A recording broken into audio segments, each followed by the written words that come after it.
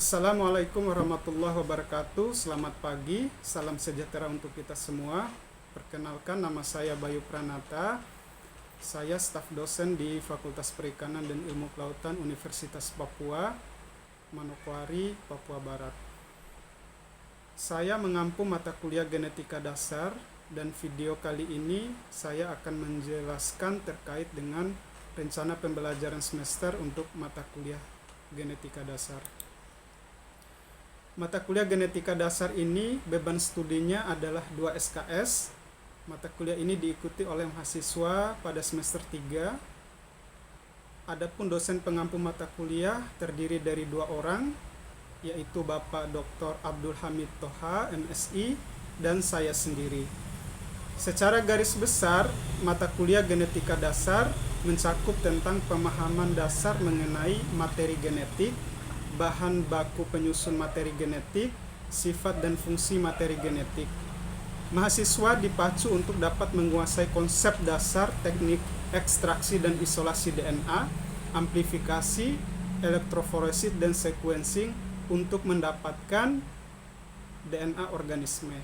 Selain itu, mahasiswa juga diajarkan tentang bagaimana menganalisis data genetik menggunakan berbagai macam software.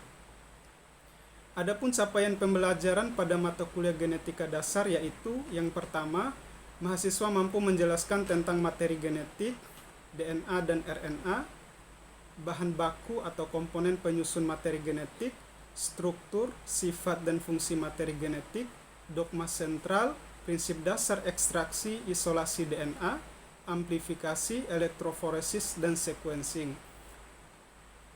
Capaian pembelajaran yang kedua, mahasiswa mampu menunjukkan keterampilan analisis data genetik serta menyusun menjadi sebuah artikel ilmiah.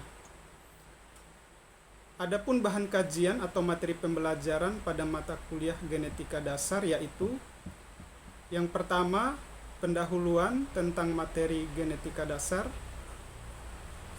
aplikasi materi genetika dasar pada bidang perikanan. Yang kedua, mempelajari tentang asam nukleat, DNA dan RNA, strukturnya, dan bahan baku atau komponen penyusun dari materi genetik tersebut. Yang ketiga, nukleosida, nukleotida, sifat dan fungsi dari materi genetik. Yang kelima, dogma sentral. Yang keenam, teknik ekstraksi dan isolasi DNA. Yang ketujuh, teknik amplifikasi. Yang kedelapan, teknik elektroforesis dan sequencing. Yang kesembilan, teknik analisis data menggunakan software Mega. Yang ke-10, teknik analisis data menggunakan software DNASP. Metode pembelajaran pada mata kuliah genetika dasar yaitu ceramah, diskusi, dan juga pembelajaran berbasis proyek. Proyek yang diberikan yaitu membuat artikel yang akan dipublikasikan pada jurnal nasional. Pembelajaran pada mata kuliah genetika dasar didukung oleh berbagai referensi, baik itu buku referensi maupun jurnal nasional dan internasional. Media pembelajaran mata kuliah genetika dasar yaitu berupa LCD, laptop, dan beberapa software untuk analisis data. Adapun garis besar topik yang akan dibahas di setiap pertemuan yaitu sebagai berikut. Pada pertemuan pertama yang akan dibahas yaitu tentang rancangan pembelajaran dan belajar tentang pengantar materi genetik serta aplikasi kajian genetik pada bidang perikanan.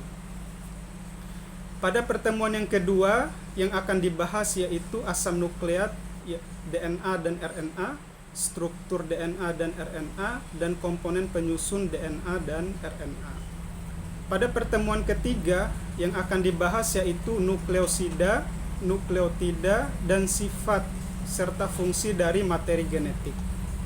Pada pertemuan yang keempat yang akan dibahas yaitu definisi dogma sentral, fungsi dogma sentral, transkripsi, translasi, dan transkripsi balik. Pertemuan yang kelima yang akan dibahas yaitu pengertian ekstraksi dan isolasi, perbedaan dan persamaan antara ekstraksi dan isolasi DNA, kelebihan dan kelemahan dari ekstraksi dan isolasi DNA. Pertemuan yang keenam yang akan dibahas yaitu pengertian sejarah dan perkembangan amplifikasi. Yang kedua, prinsip dan teori dasar amplifikasi atau VCR. Yang ketiga, tahapan VCR. Pengertian sejarah dan perkembangan teori elektroforesis, tahapan elektroforesis, prinsip sequencing, sejarah dan perkembangan sequencing, dan juga tahapan dasar dalam sequencing. Pada pertemuan yang ketujuh, yang akan dipelajari yaitu menganalisis data genetik menggunakan software Mega dan DNA-ISP. Pada pertemuan ke-8 akan ada UTS, ujian tengah semester. Pada pertemuan ke-9 sampai dengan pertemuan ke-16 akan ada pembentukan kelompok mahasiswa. Masing-masing kelompok ini akan diberi proyek menyusun artikel berdasarkan data hasil analisis di pertemuan ke-7. Penyusunan artikel di bawah bimbingan oleh dosen pengampu mata kuliah. Output dari proyek ini yaitu artikel yang dipublikasikan pada jurnal nasional. Sistem penilaian pada mata kuliah genetika dasar terdiri dari beberapa komponen penilaian yaitu nilai kehadiran, nilai sikap, nilai keaktifan, nilai kuis, nilai ujian tengah semester, dan nilai proyek yang akan dikerjakan. Mahasiswa akan mendapatkan nilai A jika memperoleh nilai lebih besar atau sama dengan 80. Mahasiswa akan mendapatkan A- jika nilainya 77 sampai dengan 79. Untuk mahasiswa yang mendapatkan nilai dari 76, 74 sampai 77 akan mendapatkan nilai B+, sedangkan mahasiswa dengan rentan nilai 70 sampai dengan 74 akan mendapatkan nilai B. Mahasiswa dengan rentan nilai 67 sampai 69 akan mendapatkan nilai B-. Mahasiswa dengan rentan nilai 64 sampai dengan 66 akan mendapatkan nilai C+. Mahasiswa yang mendapatkan nilai dengan kisaran 60 sampai 63 mendapatkan nilai C. Mahasiswa yang mendapatkan nilai 40 sampai 59 mendapatkan nilai D. Dan mahasiswa yang mendapatkan nilai kurang dari 40 mendapatkan nilai E. Selain itu, untuk kelompok mahasiswa yang menyelesaikan proyek, menyusun artikel, dan berhasil disubmit pada jurnal nasional akan otomatis mendapatkan nilai A, sedangkan untuk kelompok yang belum sempat mensubmit artikel akan mempresentasikan artikel tersebut secara oral di depan kelas. Itu saja yang bisa saya sampaikan terkait dengan rencana pembelajaran semester untuk mata kuliah genetika dasar. Selanjutnya kita bisa melihat video pembelajaran yang saya bawakan di kelas berikut. Oke, selamat pagi semua. Selamat pagi. Apa kabar hari ini? Baik. Pada pertemuan kedua kali ini kita akan mempelajari tentang asam nukleat.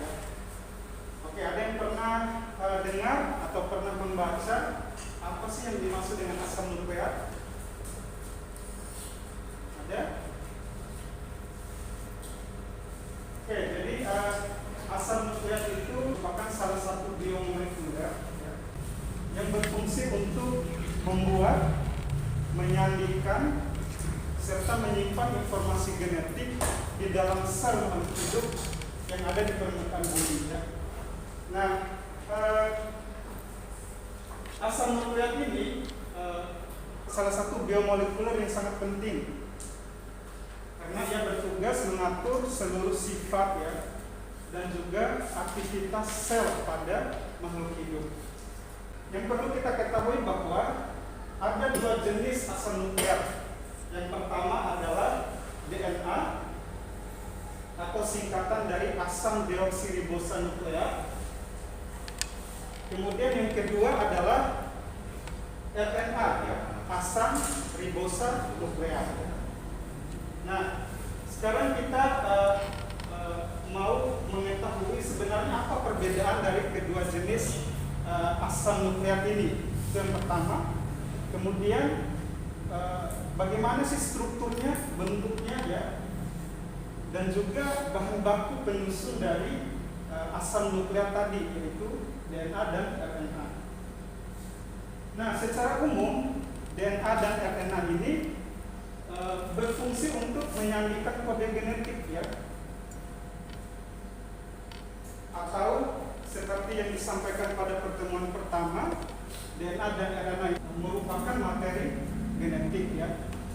Sebelum kita melangkah lebih jauh, kita perlu mengetahui bentuk dari asam nukleat tadi, yaitu RNA dan DNA.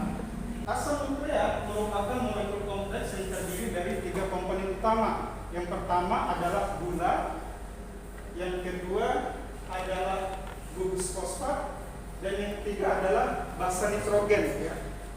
Jadi ada 3 komponen utama yang menyusun DNA dan RNA ya.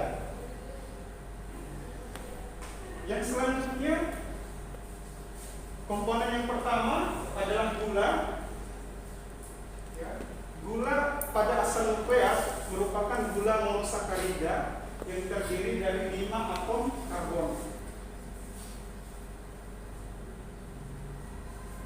Gula ini ada 2 jenis ya. Yang pertama adalah gula ribosa, ini ya. Kemudian yang kedua adalah gula deoksiribosa. Nah, pada DNA, gula yang ditemukan pada DNA disebut dengan gula deoksiribosa. Kemudian sementara pada RNA itu disebut dengan gula ribosa ya. Komponen yang kedua adalah gugus fosfat ya. Gugus fosfat ini suatu molekul di mana atom fosfat dikelilingi oleh 4 atom oksigen ya. Dan komponen yang terakhir tadi adalah basa nitrogen. Basa nitrogen ini adalah molekul yang berbentuk seperti cincin ya, yang kerangkanya itu disusun oleh atom karbon dan atom nitrogen. Nah, berdasarkan jumlah cincin ada 2 jenis basa nitrogen ini. Yang pertama adalah basa purin ya. Ini berdasarkan jumlah cincin ya. Kalau basa purin itu ada 2 cincin ya. Jadi strukturnya itu terdiri dari 2 cincin. Sementara basa kelompok purin itu terdiri dari 1 cincin ya. Jadi dari strukturnya aja sudah berbeda ya. Nah, kelompok purin dibagi lagi menjadi 2 basa nitrogen. Yang pertama ada guanin dan juga ada adenin ya. Pada kelompok pirimidin terdiri dari 3 jenis basa nitrogen. Yang pertama adalah sitosin, kemudian yang kedua adalah timin, dan ketiga adalah urasil ya.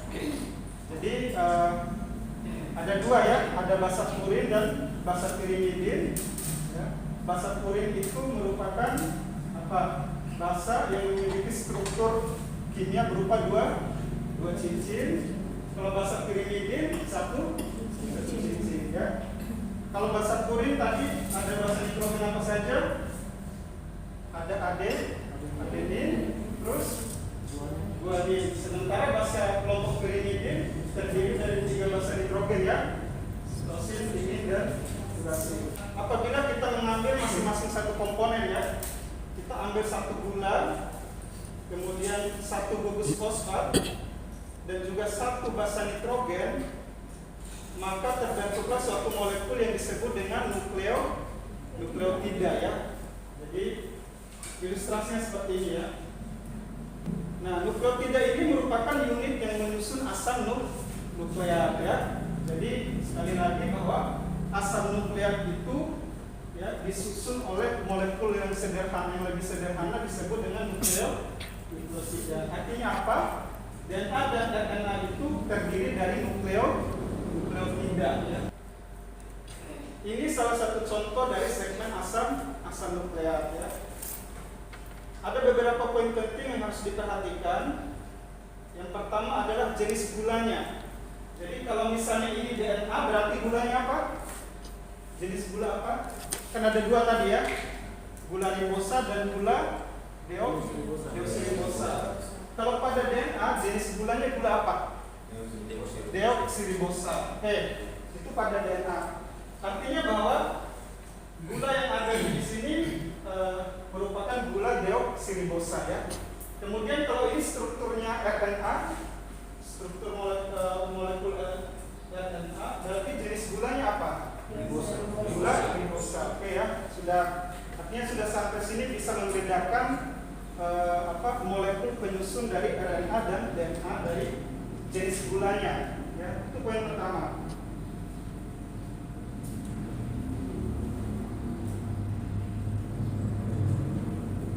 Ya, jadi seperti ini. Kalau DNA gulanya ada deoksiribosa, kalau RNA adalah gulanya adalah ribosa. Kemudian yang kedua yang perlu diperhatikan adalah jenis basa nitrogennya ya. Nah, urutan basa nitrogen ini bisa saja berbeda setiap makhluk hidup ya. Antara satu spesies dan spesies yang lain itu boleh saja berbeda urutan nukleotidanya. Bahkan sesama spesies pun pasti ada yang berbeda urutan nukleotidanya ya. Nah, seperti ini ya. Jadi ada adenin, sitosin, guanin, timin, sitosin dan seterusnya. Oke, kalau pada DNA urutan basa nitrogennya terdiri dari apa tadi? Adenin, guanin, sitosin dan timin. Kalau pada RNA apa? Adenin, guanin, sitosin, uracil. Oke, jadi itu ya perbedaan DNA dan RNA ada pada gulanya dan juga ada pada basa nitrogennya. Oke, poin yang kedua adalah kalau RNA molekulnya hanya berupa untaian rantai tunggal, jadi hanya satu rantai begitu. Coba kita bayangkan rantai. Kalau RNA itu seperti rantai, jadi hanya ada satu rantai di situ ya. Nah, di rantai itu ada nukleotida tadi ya. Nah, kalau pada DNA molekulnya berupa urutan rantai ganda ya. Kalau rantai ganda berarti kalian membayangkan apa? Ada dua ya Pak ya, ada dua rantai ganda. Itu pada DNA, artinya bahwa RNA strukturnya berupa satu rantai ya, satu rantai. Kemudian kalau DNA berupa untaian rantai ganda, artinya ada dua ya. Nah, sekarang ini ilustrasinya seperti ini. Kalau ada dua rantai ganda otomatis begini kan ya? Ya, ini rantai pertama, itu rantai kedua, atau ini untaian pertama, itu untaian yang kedua. Nah, agar tidak terlihat rumit, mari kita sederhanakan ya ilustrasinya kurang lebih seperti ini. Jadi ada untaian rantai ganda ya. Nah, kedua rantai ganda ini masing-masing memiliki basa nitrogen ya. Ini basa nitrogen tadi, ini gula, ini fosfat, ini basa nitrogen. Jadi kedua untaian ini masing-masing mempunyai basa nitrogen. Nah, basa nitrogen ini nantinya dia akan saling berikatan ya, di mana guanin itu berpasangan dengan sitosin, ya, seperti ini ya. Nah, adenin berpasangan dengan timin, sitosin berikatan dengan guanin ya, kurang lebih seperti ini ya. Nah, dia akan menyatu ya. Kita review dulu untuk komponen molekul ini. Di sini ada gula ya. Ini gula, komponen gula. Kemudian ada komponen fosfatnya dan juga ada basa nitrogennya. Nah, basa nitrogen yang saling berikatan ini ikatannya disebut dengan ikatan hidrogen ya, di mana atom-atom yang ada pada basa nitrogen itu akan saling tarik menarik dan mengikat, sehingga kedua untaian tadi itu akan menyatu seperti ini ya, seperti yang diilustrasikan. Pada kenyataannya molekul DNA ini tidak berbentuk lurus seperti ini ya, dia berbentuk spiral ya. Nah, seperti ini ya, dia berbentuk spiral seperti ini, di mana yang basa nitrogen ini saling berikatan ya antara satu dengan yang lainnya. Di sini ada gulanya, ada gugus fosfatnya.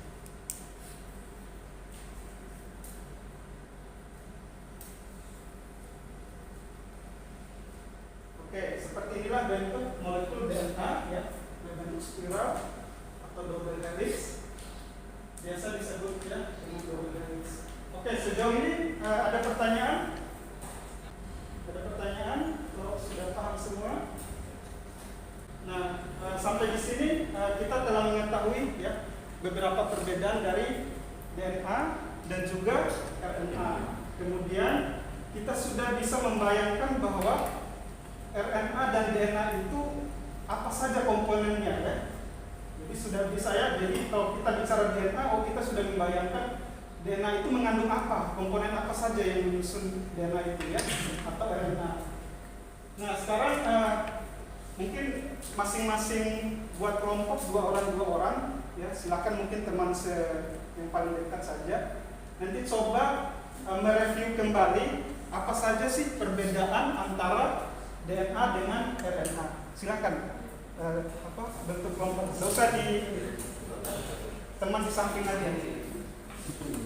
Saya kasih waktu selama 5 menit ya.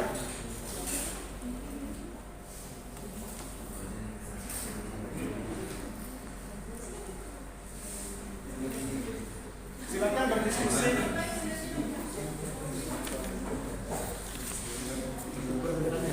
Iya, perbedaan antara RNA dengan DNA.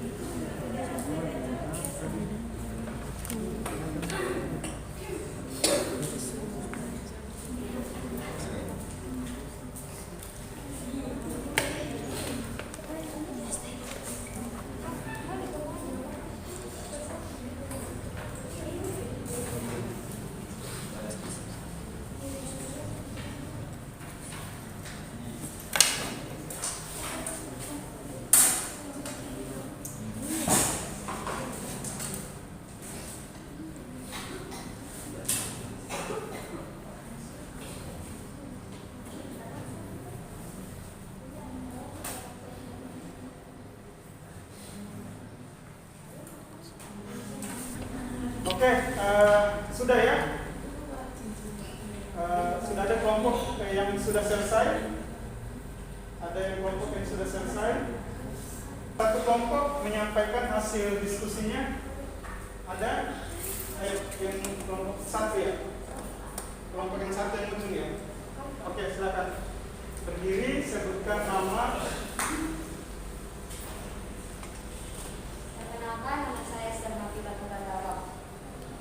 Setelah pembelajaran berlangsung, saya dapat menyimpulkan dengan teman-teman saya bahwa RNA dengan DNA dapat diketahui bahwa DNA mengandung gula deoksiribosa, sedangkan RNA mengandung gula ribosa.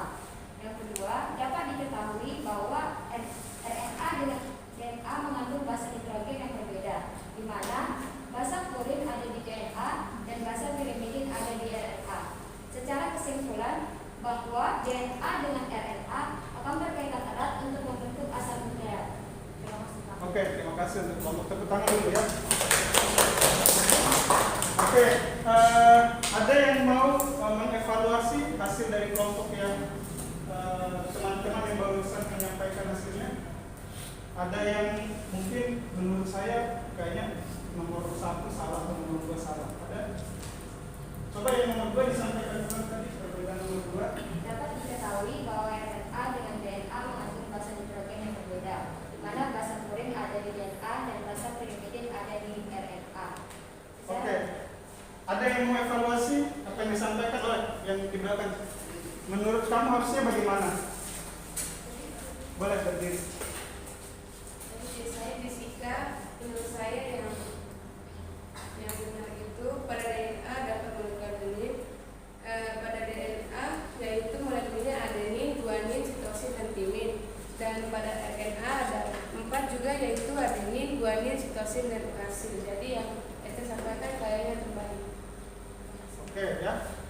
Oke, ada lagi yang mau menyampaikan kira-kira yang disampaikan oleh dua teman tadi?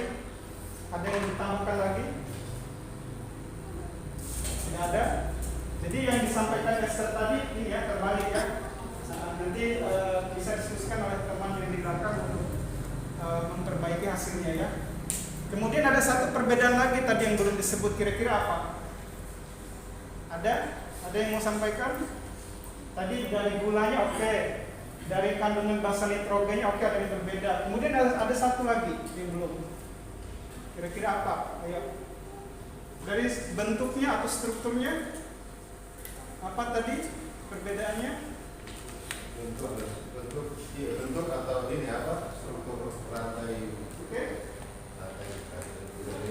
Apa di mana kalau DNA Ya. dia memiliki rantai ganda, Oke. kemudian RNA memiliki rantai tunggal. Tunggal. Oke. Jadi benar ya.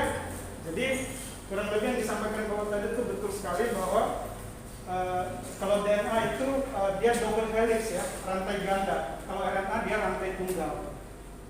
Oke, bisa diperhatikan kembali di slide di depan, ya. Kurang lebih seperti ini ya, perbedaan antara RNA dengan DNA. Kalau RNA itu gulanya gula ribosa, kalau DNA gulanya deoksiribosa ya. Kalau bahasa nitrogen untuk RNA terdiri dari adenin, guanin, sitosin, dan urasil. Kalau pada DNA itu ada adenin, guanin, sitosin, dan timin. Kemudian untaian kitanya ya. Kalau RNA itu tunggal, kalau DNA itu ganda. Sebelum kita akhiri mungkin ada pertanyaan. Kalau tidak ada pertanyaan, saya sampaikan terima kasih ya untuk hari ini, dan juga tolong absennya diisi ya. Untuk pertemuan selanjutnya kita akan membahas tentang nukleotida, ya, nukleosida, dan juga fungsi atau peran materi genetik ya. Jadi silakan dicatat, nanti bisa dipelajari dulu di rumah ya, terkait dengan bahan-bahan yang akan disampaikan